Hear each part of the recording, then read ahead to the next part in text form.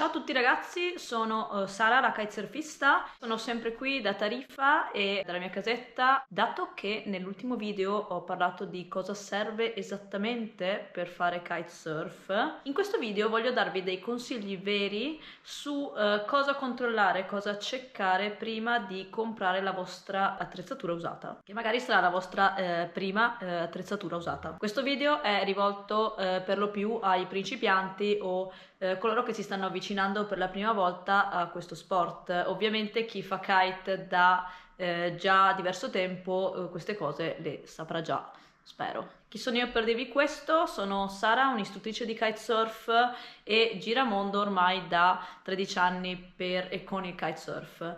Ho insegnato e utilizzato una marea di materiali diversi nel tempo e quindi ne ho viste un po' di ogni. Posso dire di saperne abbastanza per quanto riguarda il materiale di kitesurf. Ora mi sono calmata, vivo e lavoro a Tarifa dove gestisco un centro watersport abbastanza grande. In ogni caso ho iniziato questo canale per aiutare chi come me anni fa voleva dannatamente iniziare col kitesurf e ha bisogno di tutte queste informazioni. Per le riprese di questo video va un mega grazie ancora alla mia amica Jessica, che ancora si è prestata come attrice prima della nostra session l'altro giorno.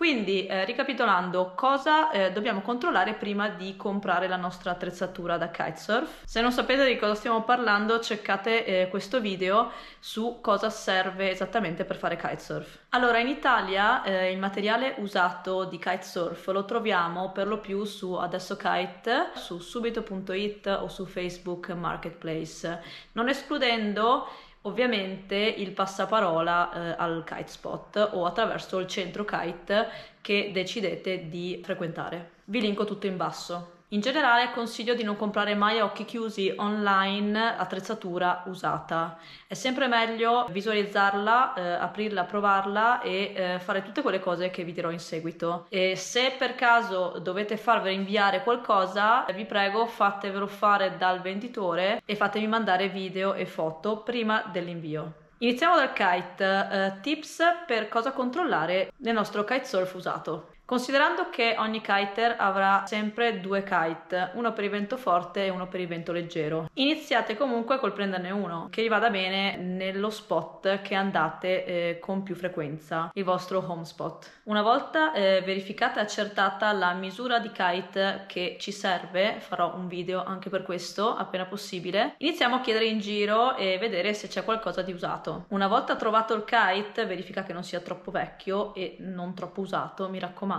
Verifica l'anno e soprattutto controlla le seguenti cose: se ha avuto riparazioni e se sì quali, cambio bladder interno, rottura canopy, rottura al bordo di fuga. Se posso gonfio il kite e chiudo tutti i clampi coccodrillini per vedere che non perda aria in nessuna delle sue parti. Lo tengo gonfiato per almeno 10 minuti. Controllo visivamente la leading gauge che non abbia strisciature brutte o fori. Controllo bene che non ci siano microfori in giro per la canopy facendolo contro luce o piegandolo all'ombra. Controllo i pigtails e la generale usura delle briglie. Controllo anche il bordo di fuga. Controllo l'usura dei copri coccodrilli, i copri clamp. Controllo che vicino dove ci sia la valvola di gonfiaggio non ci siano anche rotture o microfori nella canopy. Controllo il kite da davanti, lo shape del kite, la sua forma deve essere ovviamente simmetrica, che non abbia forme strane. Controllo bene che la sua borsa ci sia e magari ci sia anche il kit di riparazione. Vedi se per caso il venditore è così generoso da regalarti la pompa. Questo non è detto assolutamente. Se puoi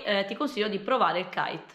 Cosa controllare della nostra barra? Vedi che certe volte il kite viene venduto con la sua barra. Quindi cosa dobbiamo controllare nella barra? Innanzitutto controllo e consiglio di prenderla dello stesso brand del kite, ma non è obbligatorio. Generalmente le linee possono essere lunghe dai 18 ai 24 metri, anche di più volendo. Anche la barra può avere una taglia, consiglio sempre in ogni caso di prendere o S o M. La L di solito è per kite dai 13 metri quadrati in su. Normalmente sappiate che una barra va benissimo per essere intercambiata con i vostri due kite. Cosa controllo della barra? Inizio ad aprirla e faccio le linee. Quando inizio a fare le linee controllo che non ci siano dei nodini strani sulle linee stesse e che non siano particolarmente striate o usurate. Quando arrivo alla fine controllo l'usura dei pigtails, le parti finali. Faccio svariati check al quick release, il nostro sistema di sicurezza. Questa cosa è importantissima, mi raccomando. Controllo i floaters, con le parti gonfiabili della barra che ci servono per rilanciare il kite. Controllo che siano intatti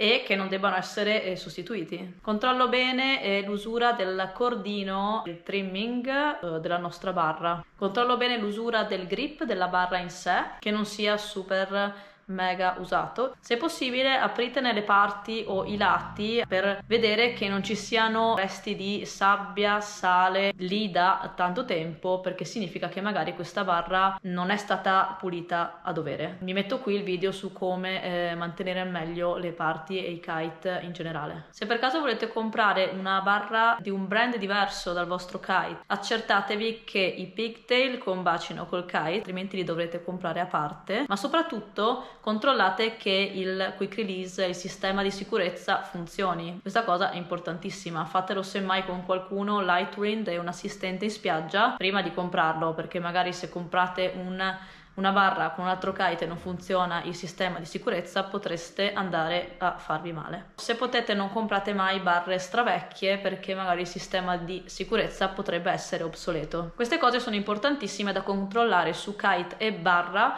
che sono le cose più importanti e anche più costose della nostra attrezzatura da kitesurf. Per quanto riguarda la tavola, questa cosa vale che sia una twin tip, che sia un surfino, un foil. Una volta decisa la misura, e farò un video anche per capire un po' qual è la misura adatta a ogni kiter, dovete checkare le seguenti cose. È molto importante, controllate la misura e effettivamente provate, se potete, gli straps, i bindings. Il nostro piede deve entrare perfettamente e si devono anche poter aggiustare. Per esempio io ho il piede strapiccolo, questa cosa è un problema di tante donne o ragazze, facciamo strafatica a trovare uno strap adatto. Vi metto in basso il post che avevo fatto in merito con i link ai vari straps che ho preferito nel tempo. Gli straps hanno una taglia e devono andare bene, altrimenti se iniziamo a fare rotazioni, salti eccetera, la perdiamo sempre la tavola. Il piede si deve adattare e con le dita dobbiamo aggrapparci a questa parte in maniera efficiente. Controlliamo in generale l'usura degli straps, controlliamo anche la stance, ovvero la distanza tra i nostri piedi. Lo stance della tavola è molto importante, ogni twin tip ha delle opzioni per la quale tu lo puoi cambiare, e questo si fa con un cacciavite cambiando la posizione delle nostre viti. Controlliamo bene che questo si possa fare e che le viti si possano smontare e che sia tutto regolare e funzionale. Controlliamo bene l'usura delle nostre pinnette, controlliamo bene che ci sono strisci nel bottom, nella parte inferiore della tavola, se ci sono strisci, e soprattutto anche ai lati della tavola. Controlliamo anche l'usura della maniglia, molto importante. Se stai comprando il tuo prossimo surfino, ovvero la tavola strapless, controlla bene che non ci siano ammaccature dalle quali potrebbe entrare acqua e la tavola potrebbe appesantirsi o rompersi, che non ci siano già state fatte riparazioni, e se sì, come sono state fatte. Controlla bene il bottom della tavola, controlliamo bene anche qui le pinnette e se il venditore ti dà anche la chiave per le pinnette, che è molto importante perché le dovrai anche smontare se viaggi o se le devi cambiare per un altro modello. Se stai acquistando la tua tavola foil,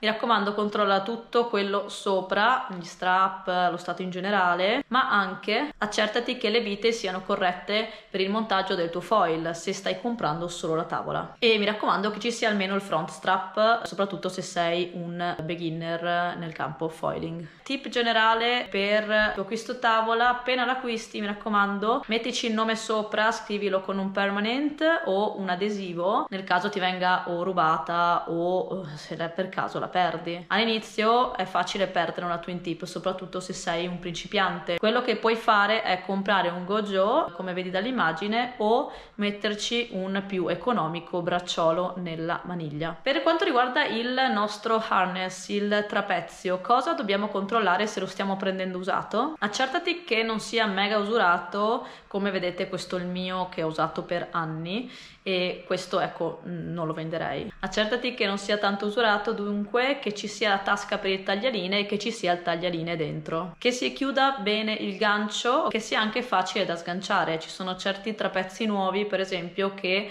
sono mega duri per toglierli, cosa che io non sopporto. Cerchiamo bene lo stato del hook, il gancio o della corda se vogliamo usare il cordino. Se stiamo comprando un leash usato, mi raccomando, controlliamo che funzioni bene, che la molla dentro il sistema di sicurezza funzioni e che non sia ossidato o cose di questo tipo. Per quanto riguarda l'impact vest, controlliamo che la cerniera funzioni bene, che è la prima cosa che si rompe. Se stiamo comprando una pompa, basta accertarsi un attimo che funzioni bene, che non sia ultra vecchia e che abbia gli adattatori. Muta, sconsiglio di comprare una muta usata in generale, è una cosa abbastanza personale e quindi meglio comprarla nuova, a mio parere. Spero che questi consigli vi siano stati utili. Se avete bisogno di qualsiasi altra informazione non esitate a scrivermi in privato, ci sono tutti i contatti sotto. Se avete altre domande pure, c'è il form. Bene, da Tarifa è tutto anche per oggi, mi raccomando scrivete nei commenti qualsiasi cosa possa servire ad altri e vi saluto.